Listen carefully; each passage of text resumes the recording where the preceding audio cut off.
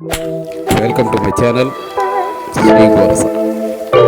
ఈరోజు మనం భారతదేశంలో దేవాలయాలన్నింటికి కూడా పుట్టినిల్లైన మొట్టమొదటి ఆలయాలు వెలిసిన పట్టడికల్ గురించి తెలుసుకుందాం. భారతదేశంలో కర్ణాటక రాష్ట్రం ఉత్తర భాగంలో ఉన్న 6, 7, 8 శతాబ్దాలకు చెందిన హిందూ జైన ఆలయాలకు సమూహంగా ఉంది. ఇది కర్ణాటక బాగల్కోట్ జిల్లాలో మలప్రభా నది పడమర తీరంలో ఉంది. ఇది యునెస్కో గుర్తించిన ప్రపంచ వారసత్వ ప్రదేశం.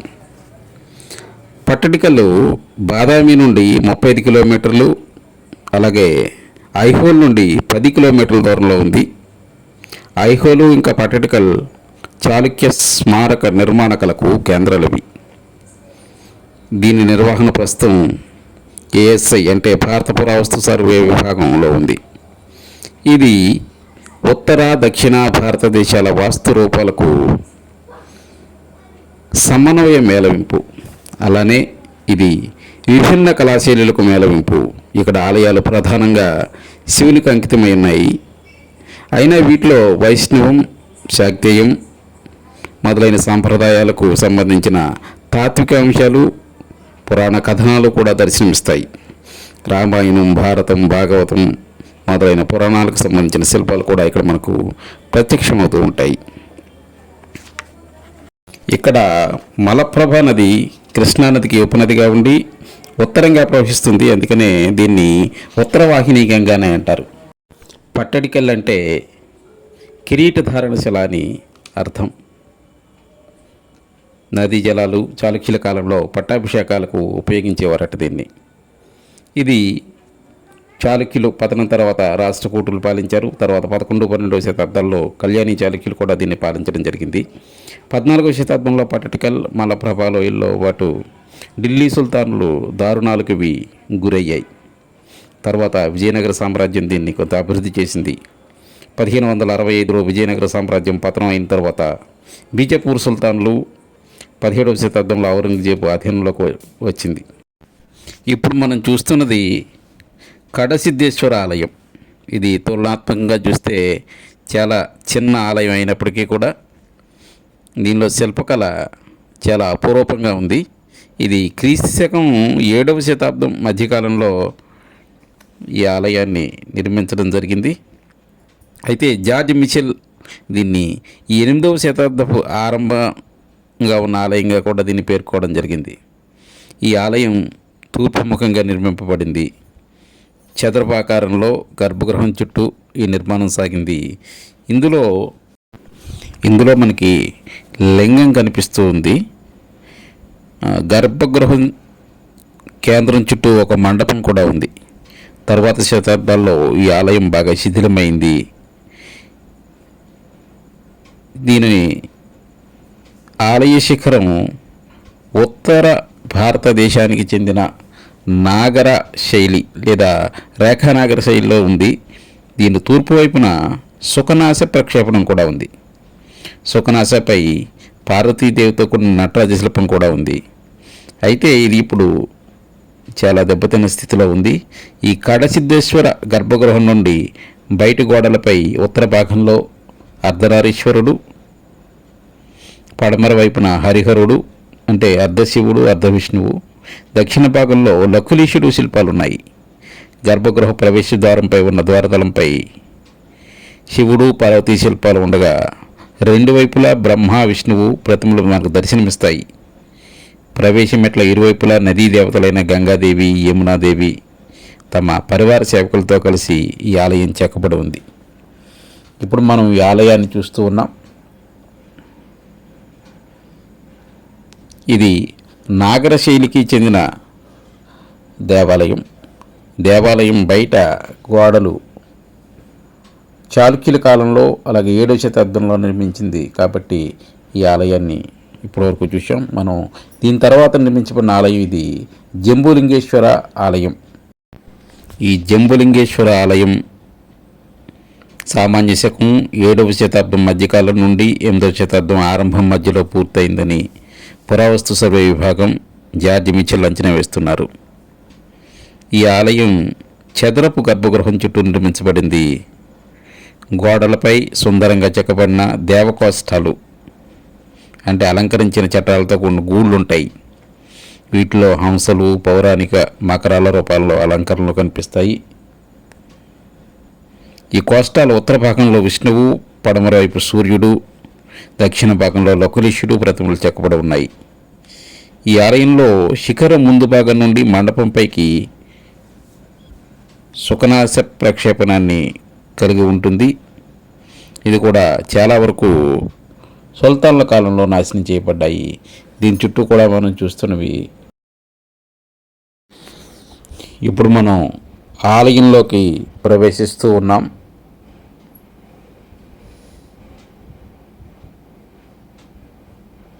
ఆలయం చుట్టూ గోడలు సుల్తాన్ల కాలంలో దెబ్బతిన్నాయి. ఇక్కడ దీనిలో కూడా చతురస్రాకారంలో ఉన్న పానమట్టం, దానిపైన లింగాకారం కలిగి ఉంటుంది. ఇప్పుడు మనం గోడలను చూడండి. ఇక్కడ ఇది ప్రణాళం, పైన శిఖరం ఉంది. దీనికి శిఖరం కూడా చాలా వరకు దెబ్బతుంది. దీన్ని అమలకం అంటారు.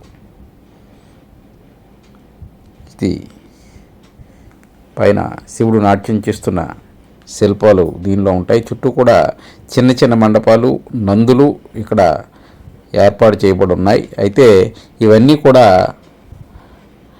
ధ్వంసం చేయబడింది. ఈ నంది చాలా అపురూపమైన నందిది. దీన్ని ఆ కాలంలో ఔరంగజేబు కాలంలో దీన్ని ముక్కలుగా చేసినట్టు మనకి ఇక్కడ చరిత్ర చెబుతూ ఉంది.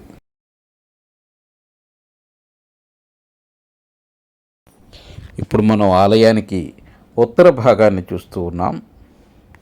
ఉత్తర భాగంలో చెక్కబడిన శిల్పం, 4 వైపులా కూడా 4 మూర్తులు ఈ ఆలయం చుట్టూ కూడా చెక్కబడి ఉన్నాయి.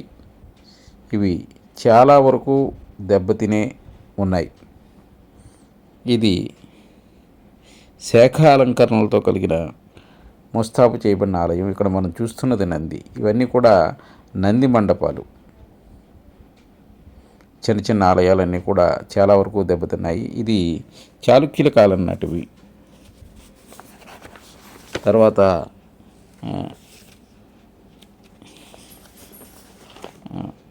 18వ శతాబ్దంలో హైదర్ అలీ, టిప్పు సుల్తాను స్వాధీనం కూడా చేసుకోవడం జరిగింది. తరువాత మనం చూడబోయే ఆలయం గలగనాథ ఆలయం. ఇప్పుడు మనం చూస్తున్నది గలగనాథ టెంపుల్. ఇది కూడా సామాన్య శకం 8వ శతాబ్దపు మధ్యకాలంలో నిర్మించిందిగా చెబుతారు. అయితే జార్జ్ మిచెల్ దీన్ని 7వ శతాబ్దాంతానికి చెందినదిగా భావిస్తాడు. ఈ ఆలయం ఉత్తర భారతదేశంలో నాగర శిల్ప కళాశైలిలో నిర్మించబడింది.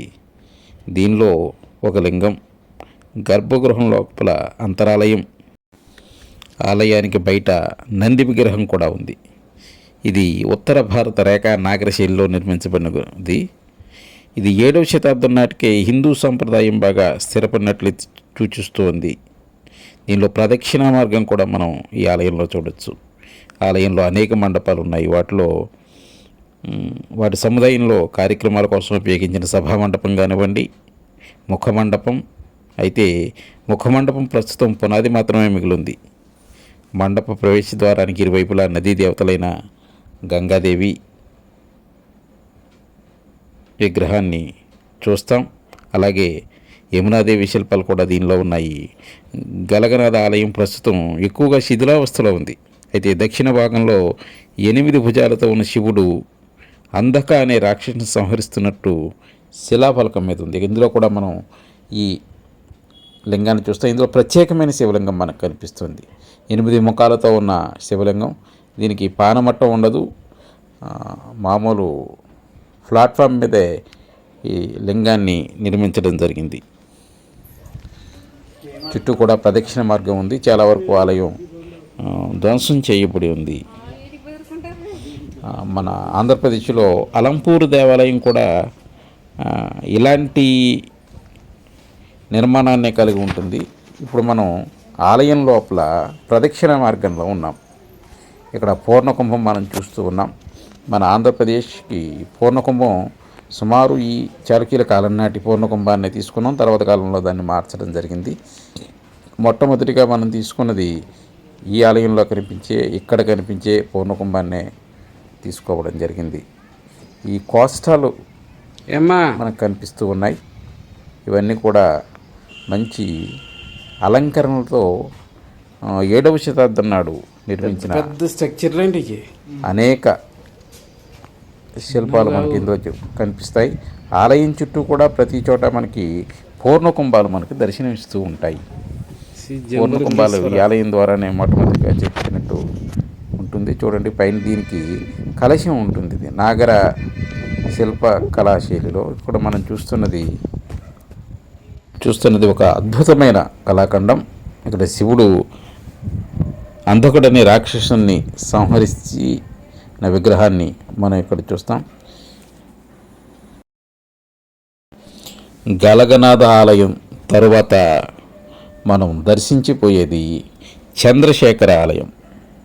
ఇప్పుడు మనం చంద్రశేఖర ఆలయంలోకి ప్రవేశిస్తూ ఉన్నాం. ఇది చంద్రశేఖర ఆలయం. దీనికి గోపురం కానీ శిఖరం కానీ ఏమీ లేదు. అయితే ఇది 19వ శతాబ్దంలో నిర్మించిన ఆలయంగా ఇక్కడ చెబుతారు. అయితే భారత పురావస్తు సర్వే విభాగం ఇది 8వ శతాబ్దం మధ్యకాలానికి చెందిందిగా పేర్కొంది. ఈ ఆలయంలో ఒక గర్భగృహం ఉంది. ఇందులో ఒక శివలింగం కూడా ప్రతిష్ఠించబడి ఉంది. దీనికి ఎదురుగా నంది ఉంటుంది. అలాగే ఒక మూసి ఉన్న హాల్ కూడా అక్కడ ఉంది.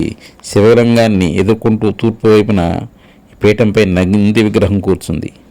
ఆలయ నిర్మాణం సుమారు 33 అడుగుల పొడవు 17 అడుగుల వెడల్పు గల స్థలంలో ఏర్పాటు చేయబడింది. ఇది హిందూ శాస్త్ర గ్రంథాల్లో పేర్కొన్న నిర్మాణ నియమాల ప్రకారం రూపొందించిన అధిష్టాన పీఠం నిర్మించబడింది. అయితే ఆలయం బయట గోడలపై సుదీర్ఘమైన అర్ధస్తంభాలు చెక్కబడి ఉన్నాయి. అయితే అలంకరణకు చాలా వరకు తక్కువగా ఉన్నాయి. ఈ ఆలయం తర్వాత మనం చూస్తున్నది సంగమేశ్వర ఆలయం. ఇప్పుడు మనం చూస్తున్నది సంగమేశ్వర ఆలయం. పెద్ద తూర్పుముఖ ద్రావిడ శైలి ఆలయం ఇది. సంగమేశ్వర ఆలయం ద్రావిడ శైలిలో నిర్మించబడి ఉంది. దీనిలో ఆలయంలో ఉన్న శాసనాల ప్రకారం ఇది సామాన్య శతాబ్దం 720-733 మధ్యకాలంలో నిర్మించబడిందిగా చెబుతూ ఉంటారు. దీన్ని విజయాదిత్యుడు 734లో మరణించడంతో ఆలయం పూర్తి కాకుండానే మిగిలిపోయిందని చెబుతారు. అయితే తర్వాతి శతాబ్దంలో కొంతమేర పనులు మధ్యలో కొనసాగినట్లు తెలుస్తోంది. 543 నుండి 757 మధ్య బాదామి చాళుక్యుల పాలన సమయంలో ఇతర ముఖ్యమైన సంగమేశ్వర ఆలయాలు కూడా నిర్మించబడ్డాయి. అలాగే కోడవెల్లి ఆలయం ఆధునిక కాలంలో విస్తృత పునరుద్ధరణ తర్వాత ఆలయాన్ని అలంపూర్కు తరలించారు. ఈ ఆలయం ఇతర ఆలయాల్లోని శాసనాలతో భిన్న శతాబ్దాలకు చెందిన దాతల పేర్లు కూడా ఇందులో మనకు కనిపిస్తూ ఉంటాయి. అయితే హిందూ రాణుల పేర్లు కూడా ఉండడం విశేషం. ఇది వారి ఆలయ వాస్తుశిల్పం కళలకు క్రియాశీలకంగా మద్దతు ఇచ్చినట్లు మనకు కనిపిస్తూ ఉంది. పట్టడకల్ ఆలయాల్లో ఇది అతిపెద్దది కాకపోయినా పరిమాణంలో అత్యంత ప్రభావవంతంగా కనిపిస్తుంది. ఆలయం చతురపాకృతిలో నిర్మించబడింది. తూర్పుముఖంగా గర్భగృహం ఉంది. గర్భగృహాన్ని కప్పబడి ప్రదక్షిణ మార్గం చుట్టుముట్టు ఉంటుంది. ఇందులో 3 చెక్కబడిన కిటికీల ద్వారా వెలుతురు లోపలికి ప్రవేశిస్తుంది. గర్భగృహంలో ఒక శివలింగం ప్రతిష్ఠించబడి ఉంది. గర్భగృహం ముందు ఒక అంతరాళం ఉంది. దాని ఇరువైపులా చిన్న చిన్న నిర్మాణాలు ఉన్నాయి. వీటిలో ఒకప్పుడు గణేశుడు, దుర్గా విగ్రహాలు ఉండేవి, కానీ ఇవి ప్రస్తుతం లభించడం లేదు. మండపం తూర్పు వైపున నంది విగ్రహం మనకు కనిపిస్తుంది. అంతరాలంలో ఉన్న తర్వాత దీనిలో 16 భారీ స్తంభాలు సమూహాలుగా అమర్చబడి ఉన్నాయి. ఆలయం బయటి గోడలు మంచి స్థితిలోనే పరిరక్షింపబడినట్లు తెలుస్తుంది. ఇప్పుడు మనం చూస్తున్నవి ఏంటంటే ఈ దుర్గా గణేశులకు సంబంధించిన ఆలయాలు ఇటు అటు కూడా ఉంటాయి.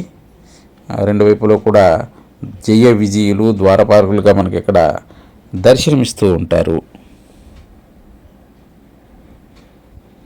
ఇప్పుడు ఆలయాన్ని మధ్యలో కూడా ఆలయం ఇది సంగమేశ్వర ఆలయం శివలింగం చాలా వరకు నాశనం చేయబడింది. మధ్యలోకి చూడండి ముక్కగా పోయింది. వెనుక కూడా ఒక ప్రత్యేకమైన నిర్మాణం ఈ ఆలయంలో మనకు కనిపిస్తుంది.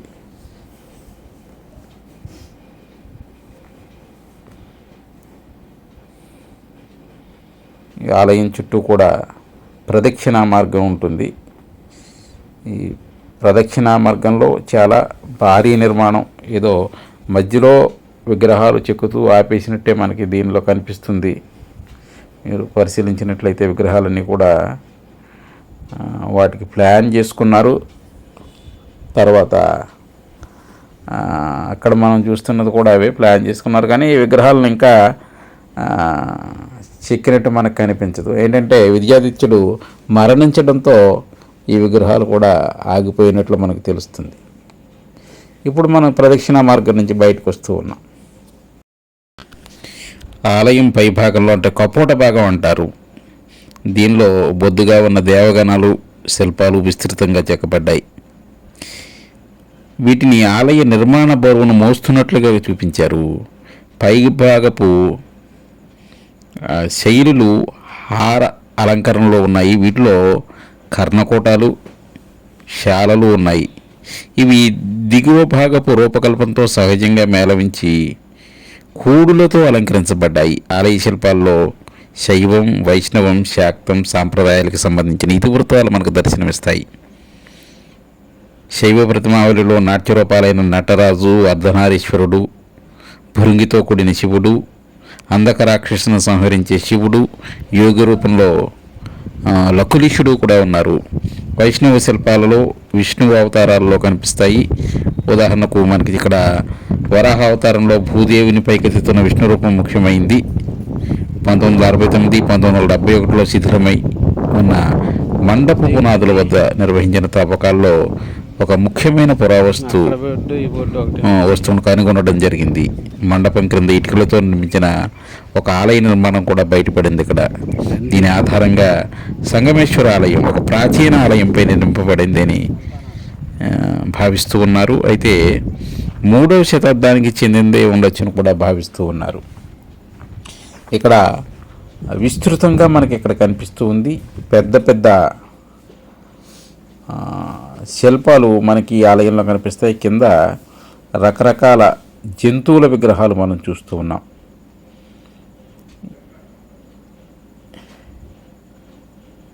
ఇప్పుడు మనం దక్షిణ భాగంలో ఇక్కడ చూస్తున్నాం. అక్కడ వరాహమూర్తి అలాగే విష్ణు రూపాలు మనకు కనిపిస్తాయి. ఇప్పుడు మనం ఆలయంలో బయట చుట్టూ తిరిగి చూడొచ్చు.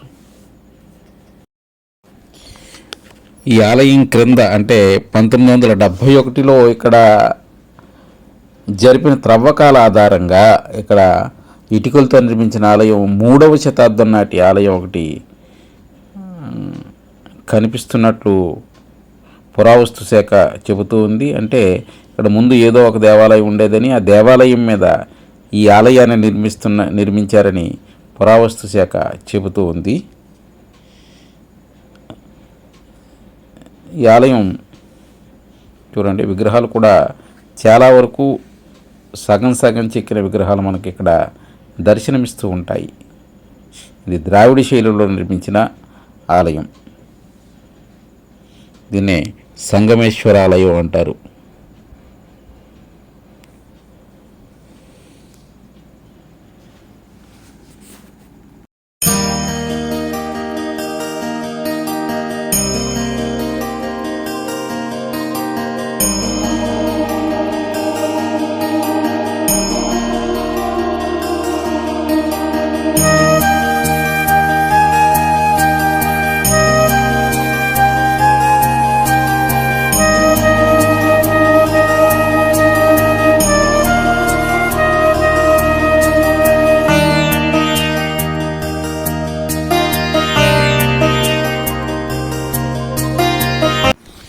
ఈ ఆలయం నుంచి మన విరూపాక్ష ఆలయానికి వెళ్ళే ప్రదేశంలో మధ్యలో మనకు కనిపిస్తున్నది విజయస్తంభం. ఇది విరూపాక్ష ఆలయంలో విజయస్తంభంపై కొన్ని పాత కన్నడ శాసనాలు ఉన్నాయి. ఇది చాళుక్య చక్రవర్తి విక్రమాదిత్యుడు 2 కాలానికి చెందింది. అంటే క్రీస్తు శకం 733 745 మధ్యకాలంలో ఈ విజయస్తంభాన్ని ఏర్పాటు చేయడం జరిగింది. ఈ విజయస్తంభాన్ని దాటి మనం ముందుకి వెళ్తూ ఉంటే మనకి చూడండి, ఇక్కడ విజయస్తంభం. దీనిలో కన్నడ లిపికి సంబంధించి అలాగే సంస్కృత లిపికి సంబంధించిన శాసనాలు మనం ఇక్కడ చూస్తూ ఉన్నాం. దీని తర్వాత మనం ఇప్పుడు చూడబోయేది విరూపాక్ష దేవాలయము మరియు ఇతర దేవాలయాల గురించి మనం 2వ భాగంలో చూస్తాం. పట్టటికల్ ఆలయాలన్నీ కూడా పూర్తిగా చూపించడానికి ఒక 4-5 భాగాలుగా నేను చేయాలనుకుంటున్నాను. కాబట్టి ఈ ఆలయాల గురించి పూర్తిగా తెలుసుకోవడానికి ఈ భాగాలన్నీ పూర్తిగా చూస్తారని కోరుకుంటూ ఉన్నాను. ఈ వీడియో మీకు నచ్చినట్లయితే దీన్ని సబ్స్క్రైబ్ చేయండి, ఛానల్ని లైక్ చేయండి, అలాగే షేర్ చేయండి. మీ అభిప్రాయాన్ని కామెంట్ రూపంలో తెలియజేయండి.